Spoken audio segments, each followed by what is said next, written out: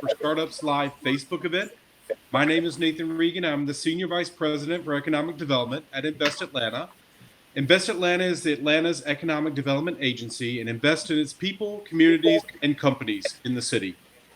During the COVID-19 pandemic, we're laser focused on bringing resources and support to the community of startups and scale-ups in our town and small businesses alike. To that end, we've partnered with the startup ecosystem to bring you this information session today. And we'd like to thank our partners, the Technology Association of Georgia, Metro Atlanta Chamber, ATDC, ATV, Silicon Valley Bank, and Mailchimp for their support in pulling this together and spreading this information and word across the city.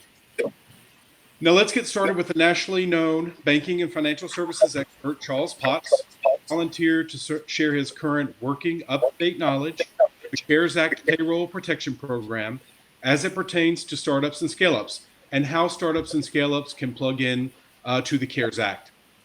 Charles is a serial entrepreneur who has exited several companies, a former ATDC entrepreneur in residence, a GT grad, and now leads innovation for the Independent Community Bankers Association based in DC. As it pertains to startups and scale-ups.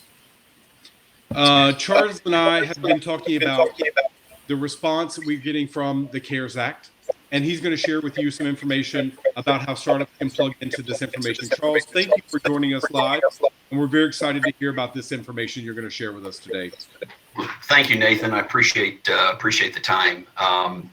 I would just say if somebody else is watching this on the Facebook live feed, maybe mute your microphone right now, because I think we're hearing a little bit of a delay.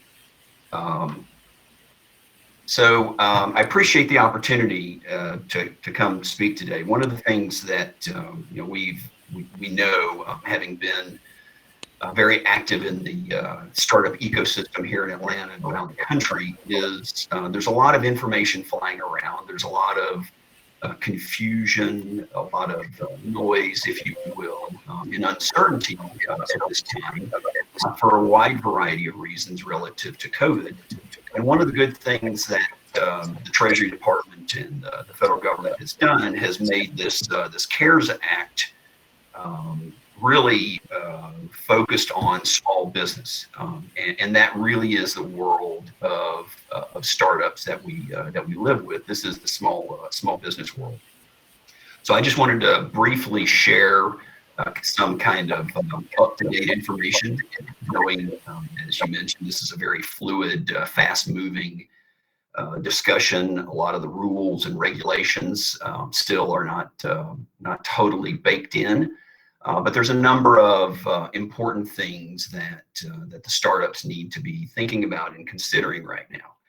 Just as a little aside, when we think about startups, I mean, the fact is this is written for companies all the way up to 500 employees.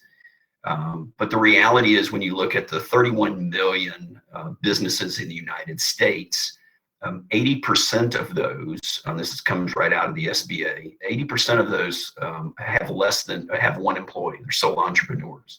Of the remaining 20%, 80% of those have 4 employees or less. So we're talking about 1.2 million businesses roughly in the United States that are 4 employees or less. Well, that is less. So that's really the sweet spot, for most startups, and especially here in Atlanta. So just a couple of background things real quickly is, and again, we can push this slide deck out for anybody that wants it. So we appreciate everybody being here and participating, and we'll make some time for some questions here as well. But real simply, the CARES Act went into law on the 27th of last month. It is in essence, it is a modification of the traditional SBA 7A loan. It's a skinny down, expedited version of the SBA loan. And while it's being administered by the SBA, it's really an oversight from the Treasury Department as a way to use the existing SBA mechanism to get these loans out quickly to small businesses around the United States.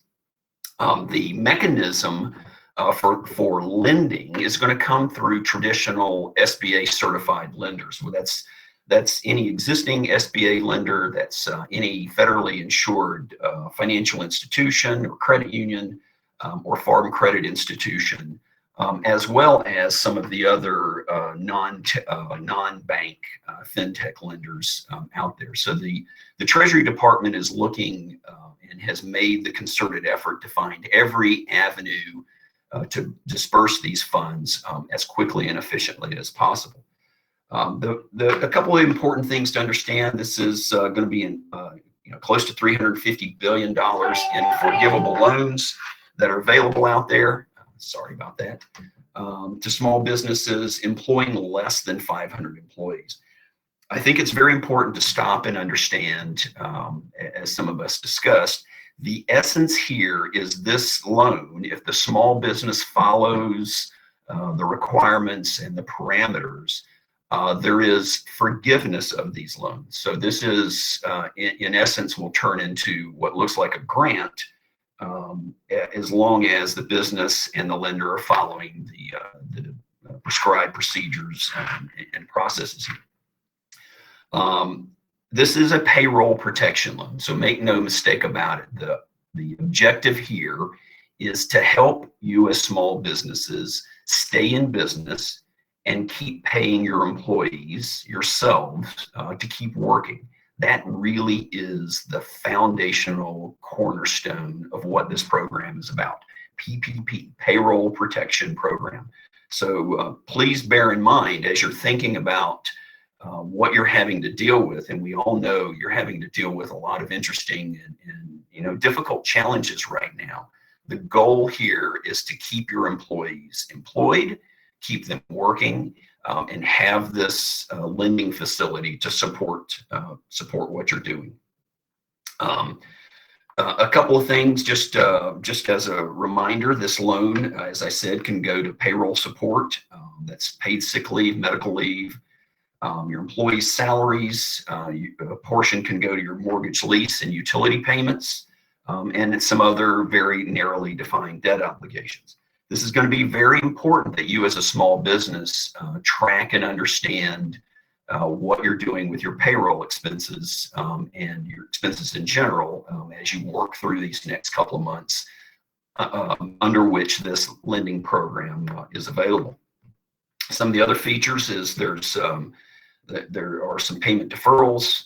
You can, for certain size businesses, there's the ability to expand the standards for how your business applies. So we have some larger early stage companies in the city that may need to apply for this and take advantage of what's out there. I go back and remind you the forgiveness option is critically important, because that's what you're looking for. Is there's an amount of money here you can use to cover payroll and expenses to keep operating your business. That if you follow the guidelines, a large percentage of it you will be forgiven.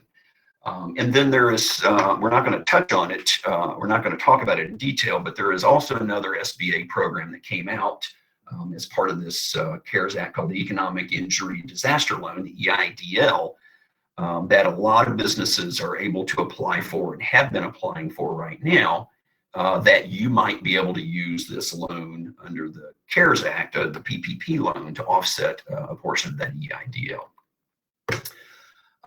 Just some general guidelines. Again, one of the things that I think a number of people thinking about a business or what type of business startup they have see the 500 employee threshold, may not think they're really a large enough business, but it is designed for for-profit and nonprofit and veterans organizations.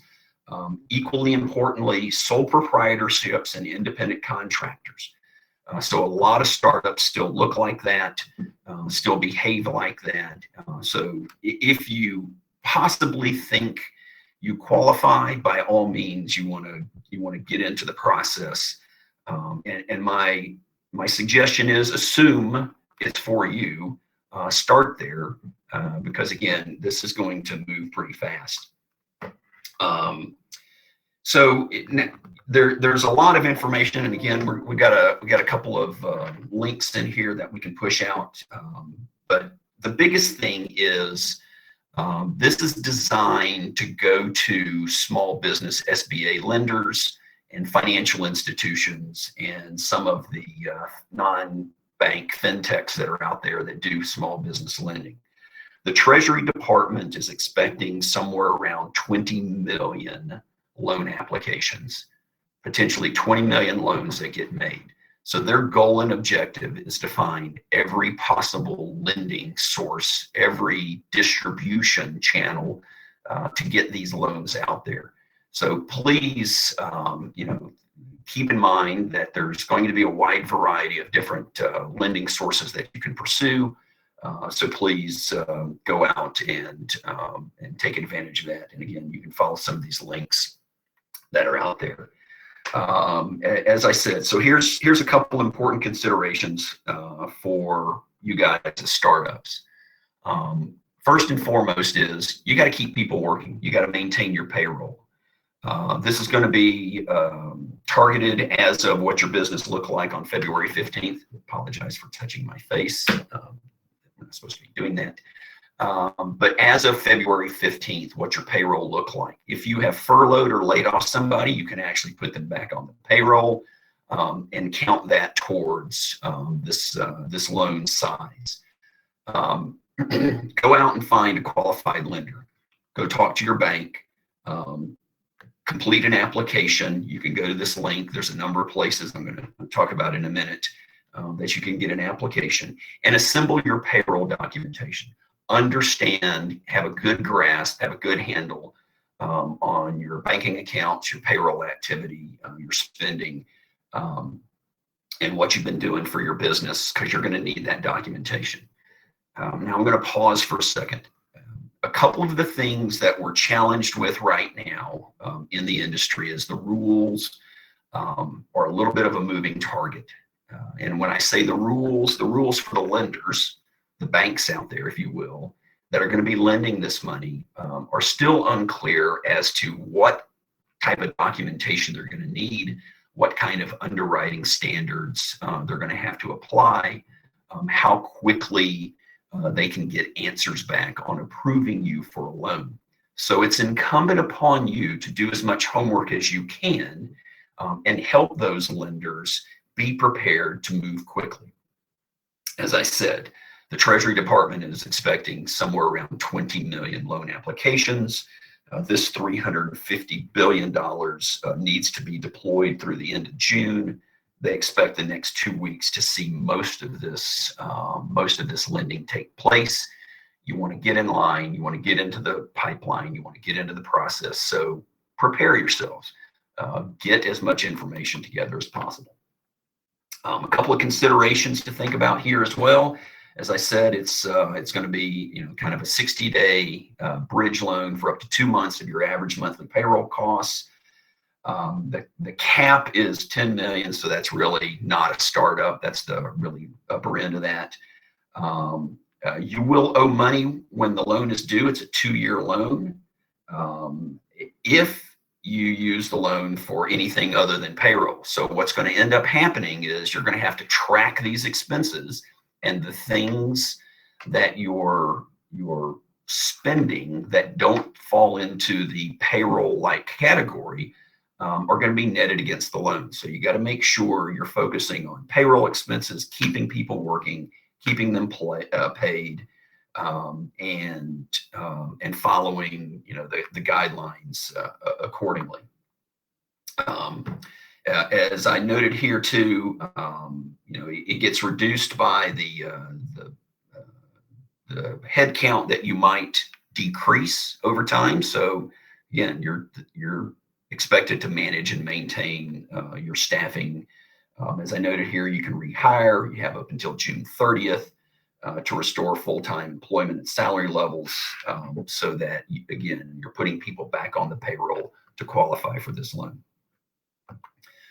I'm going to jump through because there's a little bit of repetitiveness in here, and I'm going to talk about resources pretty quickly. So as I said, first step, go talk to your bank. If you have a banking relationship, go talk to them, look at their website. And when I say talk to them, obviously that's a difficulty in this time that a lot of branches are closed. but the websites of most banks out there are putting up information on how to apply for this. Do you need to find a new bank? There's a reference here. The Community Bankers of Georgia is a great reference, and it's a perfect opportunity for you to pursue a local relationship. Small Business Association reference here. The SBA website on the program details, and both the lender and borrower requirements. And then a very interesting thing is a company startup at ATDC called Stackfolio has created an application site, and you can actually go in and see what the application looks like. Go ahead and pre-apply. One of the things they're working on is on the back end matching lenders to applicants. So that's a good source with Pav and his team over at ATDC that I put up here. So I'm going to pause. There's a couple of questions coming up. So right off the bat, Lori, great question. Can you use the money for rent and utilities? And Amy, I'm not sure if you want to help then kind of field questions. I know we kind of did that. Lori, yes, there is in the guidelines the ability to cover expenses like rent and utilities as a portion of this loan. And that is the portion net of your payroll. And again, the exact formula for that has yet to be finalized, but it can cover some of that, of that portion. It may not count in the forgiveness portion, but again, the part of this loan can be used against that. Cynthia's got a good clarification. Hi, Charles, I can help you if you want. Questions there, so apologize. So contractors count as payroll. So the answer is it's uncertain right now whether or not you can count only W-2 or 1099 employees. It tends to look in the language right now that it really is for a business, not a sole entrepreneur, not a sole proprietorship, that you could use only W-2 employees. Again, we're waiting for clarity and guidance there. All of these questions are great and important. I think the most important thing is to start the application process. It's really easy. Marcus asked if you can apply at multiple lenders.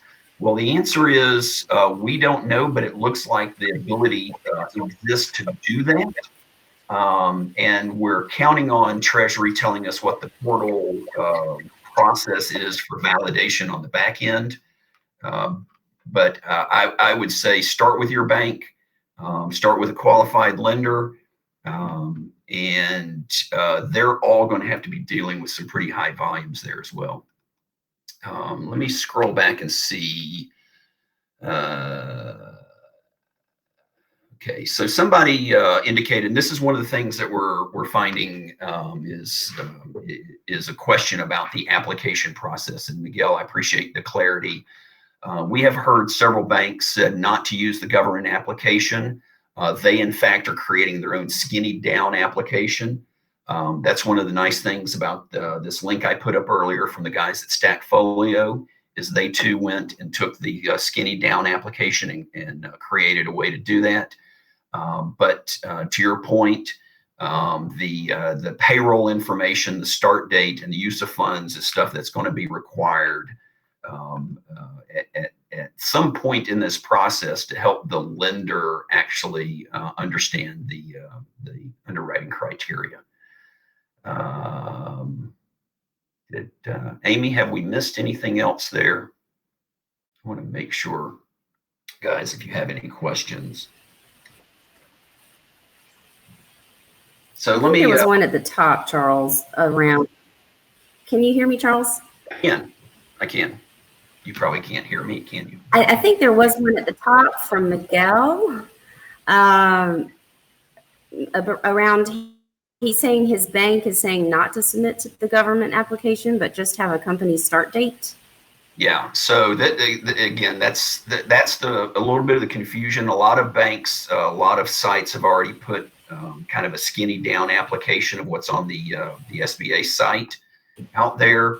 The biggest question many of us have is how are you then going to provide the lender, in addition to that application, with the underwriting information they're going to need, such as validating payroll.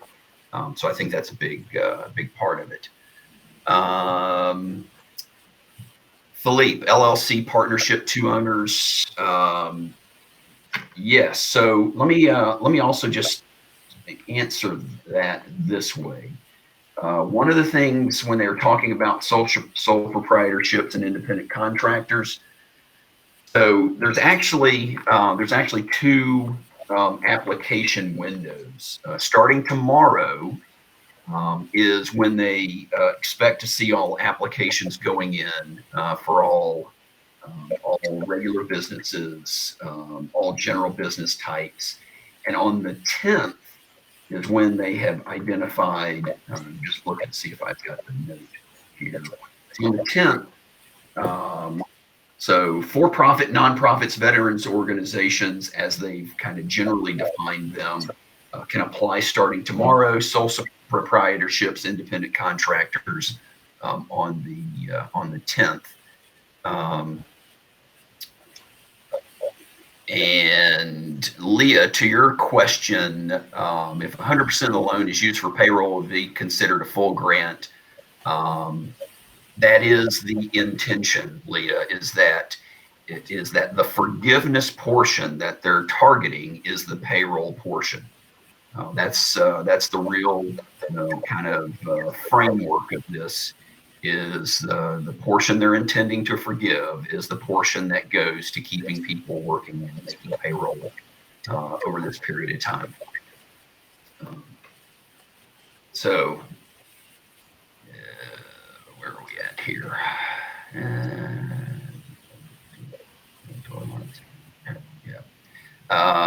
And I think Cynthia, to your question, we covered all of them. Yeah, I think also to Cynthia's question on the amount. That 2.5 times your payroll or 12 months up to $10 million. 10 million is the cap on that. It's going to be computed on the higher. Actually, they're going to give you a range. They're going to give you a lower and higher, and then you can decide what loan amount you want.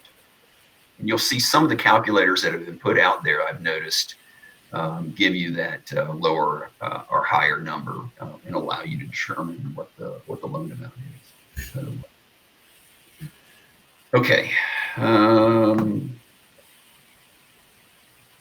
Big draw, big sigh. Looking here to see if there's any other questions or salient points. I can't reiterate enough. I think it is it's critically important that those who haven't even started the process, go talk to your bank. If you don't have a bank, find a bank near you that you can talk to. They'll help you send you towards a qualified lender if they're not one. That's what it's going to take, and start assembling information. Those are the things. Yeah, Leah, if you just hired somebody, show proof of payroll. That's a great question. Again, we're not real clear on what kind of proof you have to have if you don't have a W-2 or not.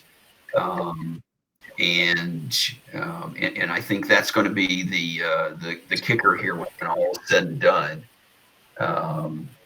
So the Julie Clark, does it cover back payroll? So that was that you can put people, you have to put people back on your payroll, and it does cover that payroll period.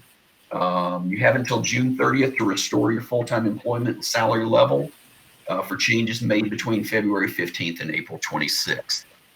So that is that's the qualifier there. Payroll does include, Judy, payroll does include some of those other expenses such as health benefits, bonuses, I do believe some of those expenses are going to be in the,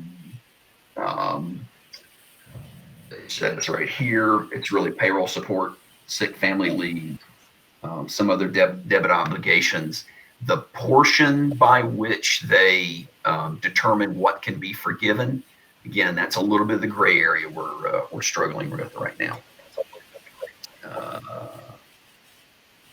Payroll did not start till November. Yes, so it is. You can use your average payroll since you started as your model for what your payroll basis is. Guy, good point. It is, yeah. So it is. There's a couple of interesting things. The interest rate is 0.5% for 2 years. It was lowered yesterday to 0.5% for 2 years.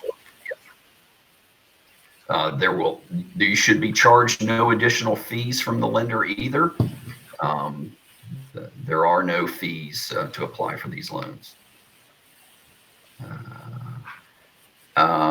Tish, the question. Did you confirm the interest rate?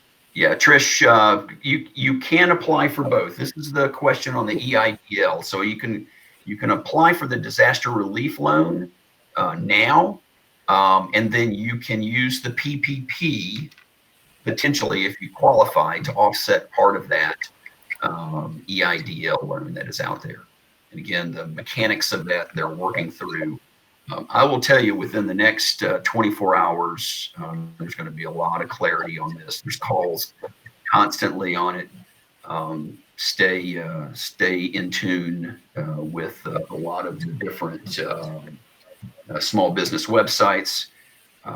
If you're using one of the really good things about the Atlanta ecosystem, all of our law firms, our accounting firms that are supporting a lot of the startup ecosystem are doing a great job of staying on top of this in real time. So stay connected to those people as well, and just keep watching the guidelines. Julius, no, the 0.5% interest rate is just for the PPP.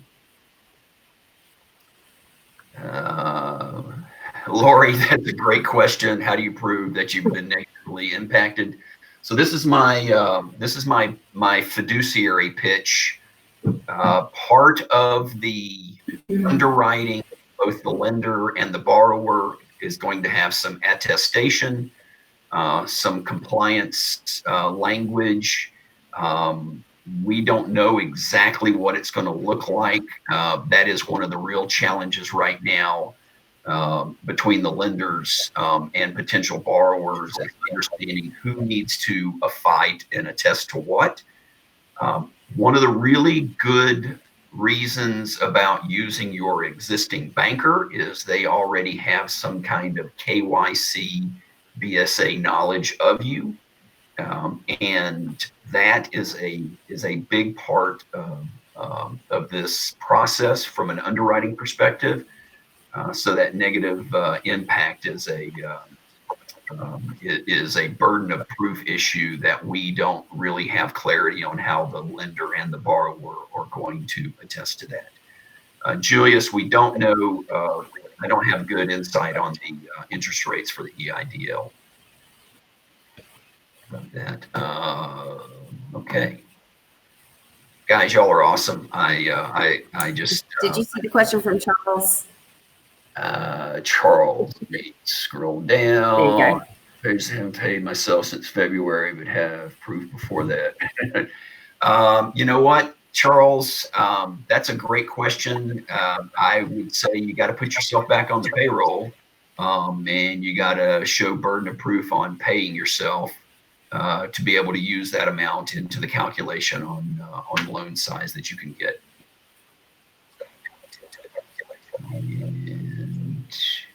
Okay. Wow, you guys are awesome. Charles, can you confirm the interest rate per Cynthia's question? Yeah. So to Julius's question, I don't have specific knowledge on the EIDL interest rates. That is bigger structure that's out there right now. I think there's a separate website under the SBA for that program in place today. And I think it's the traditional SBA 7(a) loan type vendors who are doing those loans right now as well. As I said, this is constantly moving. As much information as we can find, as quickly as we find, we will continue to put it out there and post it. Talk to your local banker, talk to your firms that you know and do business with, your accounting firms, your law firms. There's and I see Kristen's been on here, Kristen Slink at ATDC. She's the FinTech catalyst. If some of you guys, she can help connect you to a number of the different organizations there at ATDC, as well, the different vendors, the accounting firms, the law firms who are also working diligently to help a lot of you startups. As I said, I wish we could have all the answers. As you can imagine, the banking industry is sleeplessly, tirelessly working through this process with the federal government. The sole goal, and I will just reiterate this because this is very important. Keep people working, right? Keep people employed, keep them on your payroll, and let's get through this because it's a challenging thing. And let's get Atlanta United playing again out there for the 404. Okay, guys, how we doing, Amy? Nice, Charles. All right. Love you guys. We're good. I think I just wanted to let everyone know. Oh, there's one question from Cynthia. Oh, where are we? I don't think you can hear me. But we're going to post these questions, and we can save these questions, and we can also, we have also recorded this session, so we will post that. All right. Thank you, guys. Appreciate it. Thank you.